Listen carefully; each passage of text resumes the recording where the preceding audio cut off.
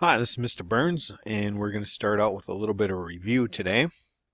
So first I want to circle this name here, Patrick Henry. And inside my circle it tells you he is a leading anti-federalist. So anti-federalists were people who opposed the Constitution. Now that doesn't mean they were disloyal to the government. In fact, Patrick Henry was one of the first Americans to want to be independent from the British. They also didn't like the Articles of Confederation. But when the Constitution was written at the Constitutional Convention, they didn't like that either. So anti-federalists were critics of the Constitution when it came out in 1789 because they said it didn't have a Bill of Rights. The Bill of Rights are the basic rights of American citizens.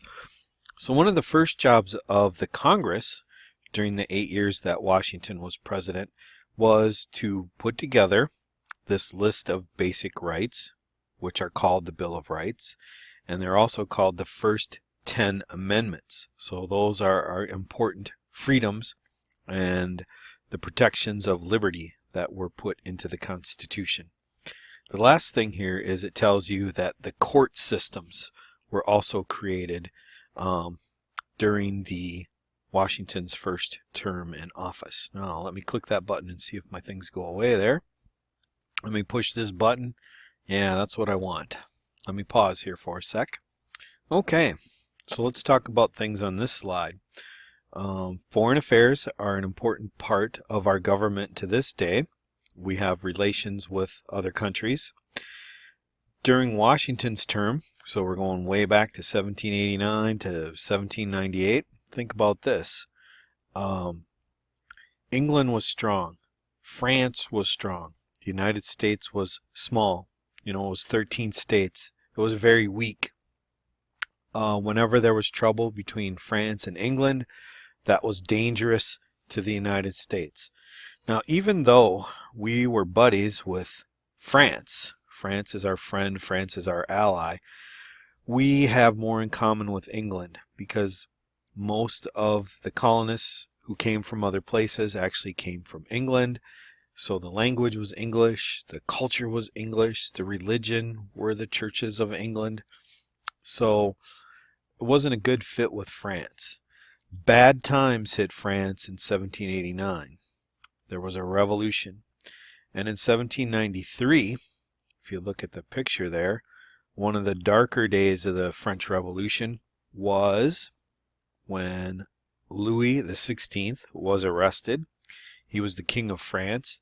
He was put on trial, and the people of France decided that for his punishment, he should be executed.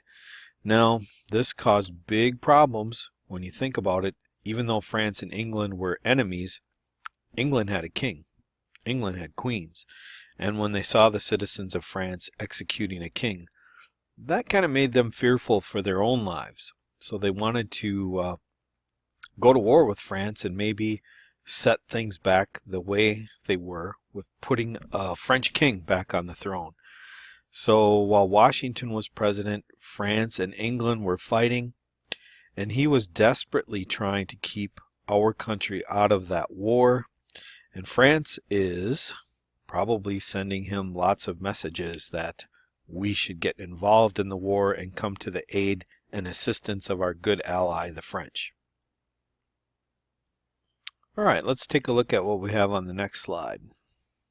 Okay, so first of all, after 2 terms, Washington decided he had been in power long enough and that he would retire and he would go back to Virginia and he would manage his plantations and run his affairs and enjoy his wife Martha and their many grandchildren. Before he left office, he wrote down what was called the farewell address. Now, in this paper that he wrote, he warned against some things. So he thought the United States is small and weak, so we should be really careful about any foreign alliances. Because if a foreign alliance goes bad, our country can get drawn into a war. And remember, we are small and weak in 1789. The next word there, and it's a big word, so I'll say it, sectionalism, and maybe you should say that word too, sectionalism. That just means we have different parts or different areas of the country. Now we can think of like the North, that's states like Massachusetts and New York and New Hampshire. We can think of the middle part of the country as sort of like Maryland and Delaware. And the South, that's states like Georgia and South Carolina and Virginia. And then we have the West. That's going to be the new states west of the Appalachian Mountains. They all have different interests, and sometimes these interests, instead of pulling the country together, start pulling the country apart. So he was very worried about the different interests of different geographies in the United States could break the country apart. And actually he's going to be right on that one, because if we jump ahead in time to the 1860s, we're going to watch slavery tear the nation apart. The last thing that Washington warned against was political parties. And again, this was something that he was very wrong on. Political parties formed while he was president, and we have had them ever since that first administration, and we're probably going to continue to have them. Now, political parties sometimes do very good things, and people also enjoy criticizing political parties when they don't get things done or when they do things that upset the nation. All right, here we are on the next slide. This is all about slavery and George Washington. So here is a picture of Hercules, and this man was Washington's personal chef. So he was a slave, and he was a person that Washington owned. I don't know too much about him other than that he was famed as being a great cook. So if you were to have a meal with George and Martha, it would be very delicious, and it was prepared at the hands of this man here. Now, Washington was a complicated figure, as were most of the early American presidents and politicians. He could see the wrong of slavery. He changed farming practices at Mount Vernon because he could see that growing tobacco year after year severely damaged his land.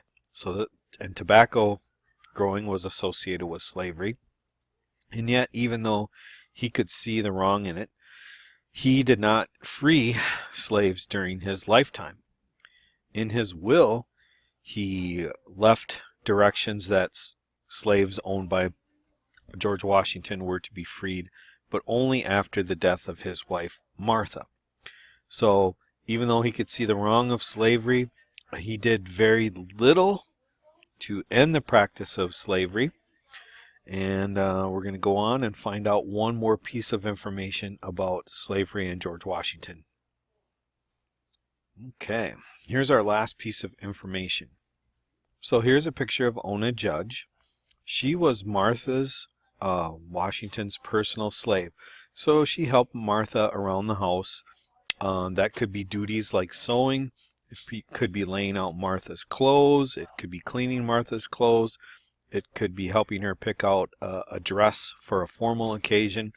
But at some point in time, Martha had a beloved niece that she was going to get married, and Martha wanted to give her a special present, and she decided that that present was going to be Ona. Now, Ona, when she heard about this, wasn't too pleased. The woman Martha was going to give her to had a reputation for being kind of mean, vindictive, sort of a cruel master.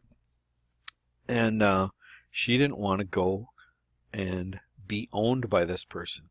Now, Ona had also tasted freedom, too. She was a personal slave of Martha's while George was president. So for many years, they kind of lived in Philadelphia, which is where the capital was during Washington's first term.